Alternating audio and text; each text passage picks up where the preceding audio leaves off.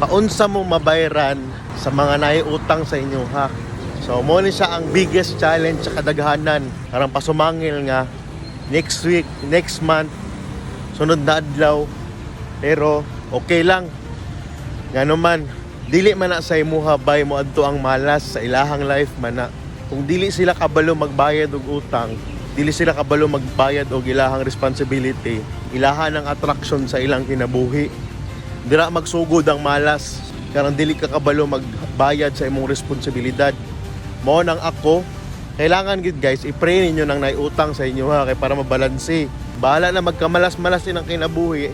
Basta kamo ginaampuan ninyo na sila kay para mabalanse. Naay mga opportunities nga mo-open sa ilaha para mabayran nila ka sa utang nila sa imuha. Pero ang problema, tagaan sila og opportunity sa universe, sa Ginoo, pero wala gyapon kanila gibayran.